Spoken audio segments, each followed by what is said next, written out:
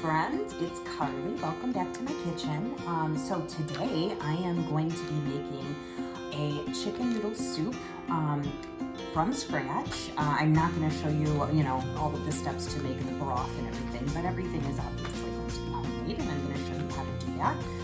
And I'm going to be debuting one of our new spring products called the multi-cooker. It is an amazing product and I cannot wait to share it with you. But before we dive into that, I'm going to have you gather all of the ingredients that you're going to need. Now this giant stock pot that I have here is full of chicken broth. I took all of the scraps from peeling carrots and onions and celery and put them into a bag. I usually store them in the freezer. I also I keep my chicken bones from, roasting a chicken or whatever, and then I throw everything in here and just let it simmer and simmer and simmer. So now I have a huge thing of chicken stock. What I'm gonna do with this is I won't use this entire thing for today's soup. I will use a portion of this, maybe 6 to 8 cups of this. And then I will put the rest into glass jars and put them in the freezer to store away for another time, another soup, another recipe. So you're going to need yourself some chicken stock, whether you make it yourself or not. Whatever it is, since it's going to be chicken noodle soup, I'm going to be using egg noodles today, but you can use whatever you have in your pantry, even if it's like, elbow macaroni or whatever. You can get real fancy with it, or leave it noodleless if you're on a, carb watch. I, for some reason, have like the smallest onions in the entire world today, so if you were wondering where those were, they're right here in my kitchen. So I have 3 onions, but generally speaking, you would only need about 1 onion, but look at that thing. It looks like a great tomato. It's ridiculous. Carrots, I have a tendency to like a lot of vegetables in my soup, so anywhere from 4 to 6 carrots, depending on the size. I'm a big garlic lover, so I have 4 cloves of garlic. If you don't like garlic, just omit that. And I do have some celery here. Of course, as I'm prepping these, I will be saving all of the bits and pieces and ends. And I had some leftover turkey from a meal that I had made and put this into the freezer. And this is going to be, yes, I'm cheating because it's turkey, but I just won't tell anybody. So you're gonna need some kind of cooked chicken. Well, chicken, whether it be cooked or not cooked, it will cook in the multi-cooker. This is pre-cooked, so this is just frozen. And of course I forgot to thaw it because that is just who I am now. But no worries with the multi-cooker. It will all go together in a really big hurry. So what I'm gonna do now is show you how quick and easy it is to use some of our best products to get your vegetables prepped in a big hurry. Stay tuned. Alrighty, let's get these vegetables prepped super, super quick. All I did with the carrots and the celery was to wash them. Always wash your produce, of course. I took the skin off the carrots with our veggie peeler, and then I just cut them down into, just a couple inches like this. I did the same to the celery. Obviously, you don't have to skin your celery, but you gotta take the ends off. I took the skins off of the onions and chopped them in half, and then I also peeled my garlic. So I'm going to show you how quick and easy it is to chop these vegetables for soup. This is my rapid prep mandolin. Mandolins can be intimidating for some people because you're using a very sharp blade and cutting things very evenly. It is very important to get things chopped and cut the same size so they all cook evenly. Otherwise, you're going to get like one huge mushy carrot and then one huge really solid carrot and then a tiny little mushy carrot. So the rapid prep mandolin helps you with that. All I'm going to do is put the carrots in there. I have set the back of this. There's a knob for chop, and then I also set the thickness for soup. I usually do about a 6. If you want it more rustic, you can go all the way up to an 8, and they're pretty chunky. If you like them to be very thin, real schmancy, then you can go down from here. But I put them in the huge chute. And all I do is just push them down in the hopper. Look at how quick and easy that is, and look at how beautiful that is. Perfect for soup. Now, I've only got a couple carrots left, but I've got all of these celery sticks, and again, I want to chop them roughly the same size so they all kind of cook at the same time and at the same level. So I'm gonna put those in there.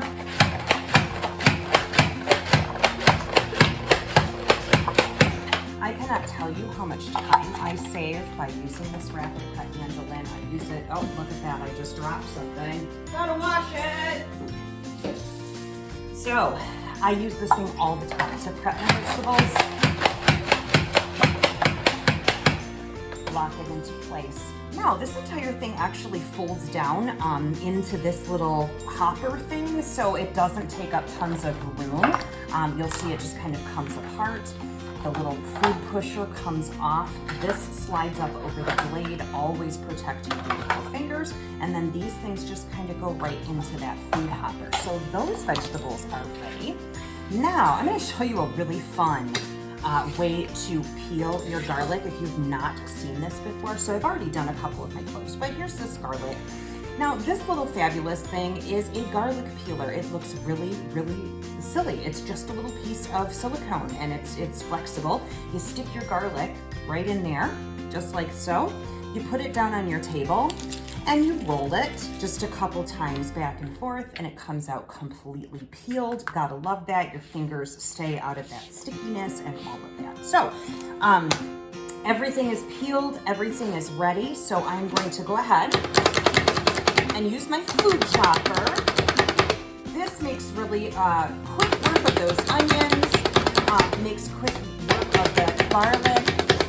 We obviously have the garlic press if you need your garlic to be pressed or if it needs to be, you know, a finer consistency.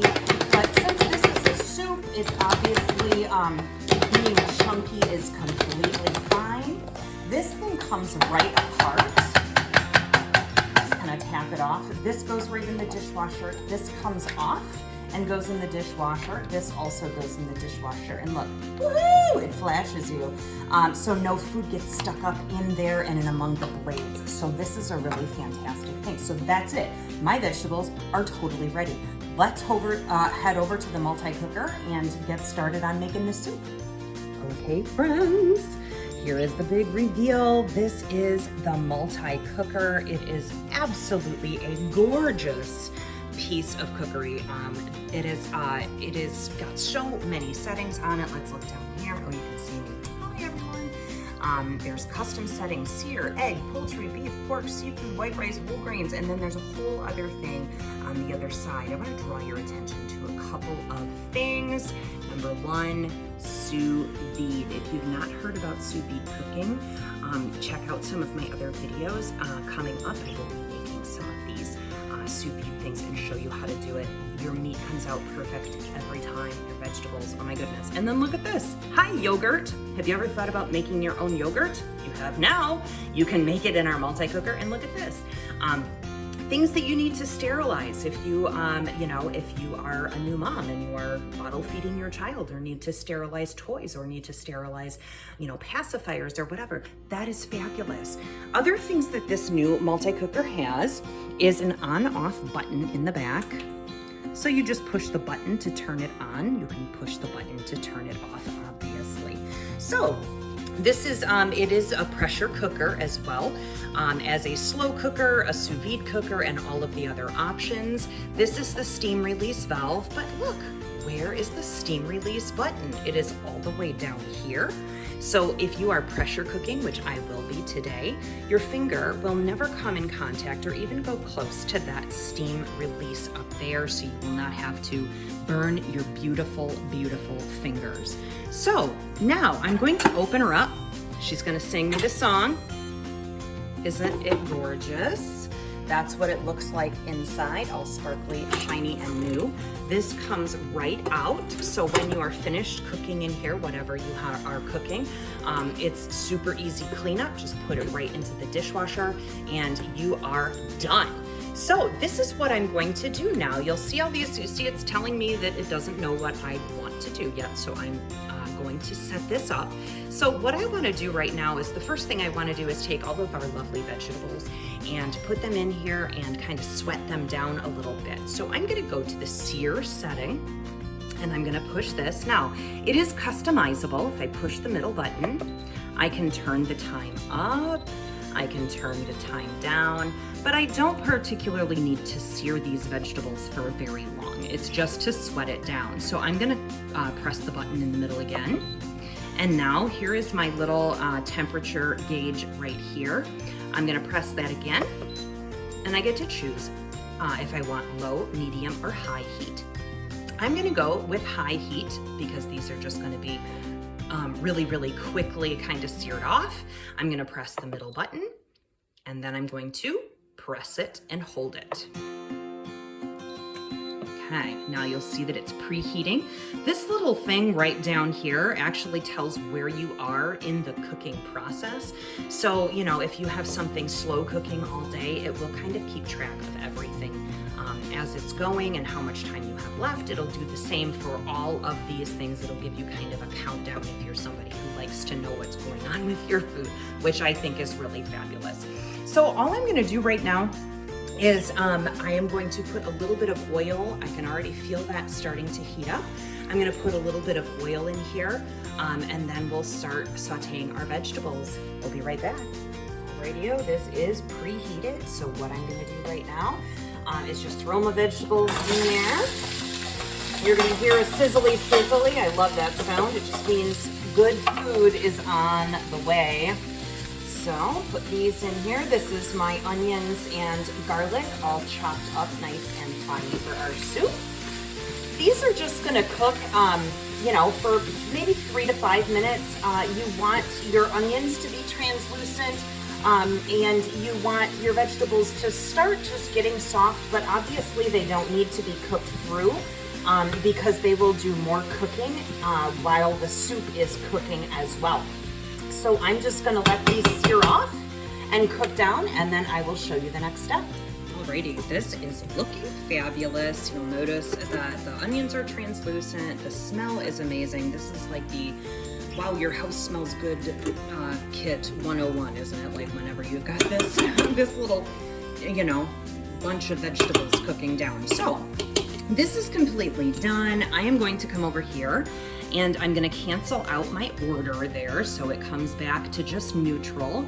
Now I am going to put this to the soup setting, which is over on the top there. Now soup takes about 30 minutes. So what I am going to do is I am going to just press this. You can customize this again if you want to come down, if you want to go up. I'm just gonna leave it at 30 minutes. So what I'm going to do now is I am going to drop my stock in here. Now, as I mentioned, this is soup stock that I made from scratch from veggie scraps and chicken bones. Now, I season my soup stock with thyme, with basil, with bay leaves, and there's a ton of seasonings already in my stock. The only thing that's not in my stock is salt.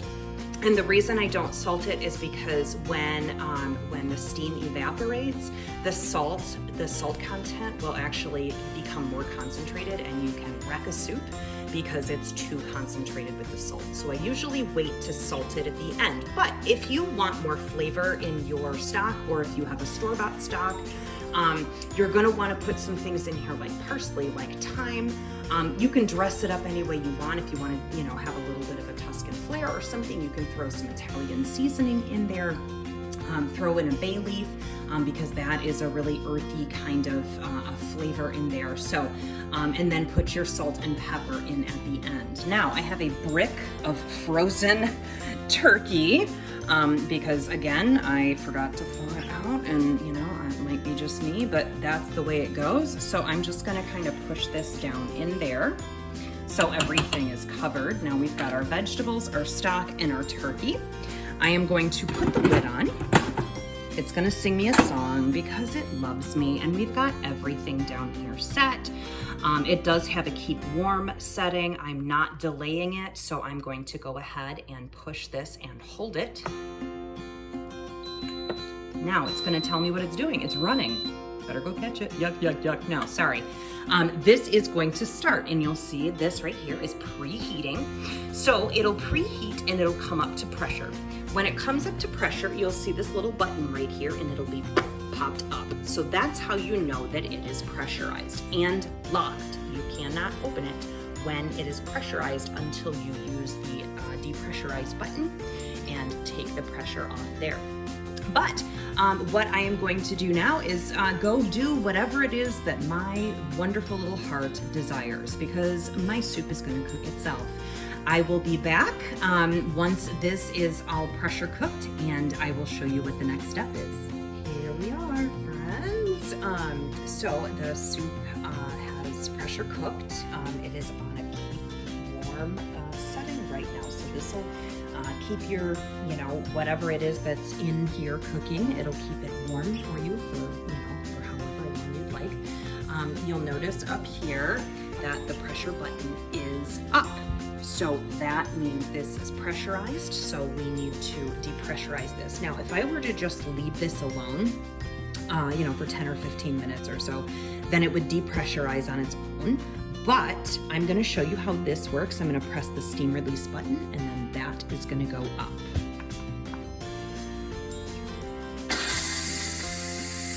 See? Isn't that fun? It even gives you a little warning, so if you're if you're worried about it, press it and run. Just kidding, you don't have to do that. But that is going to let all the steam off. It'll only take a minute or so. It does not take that long.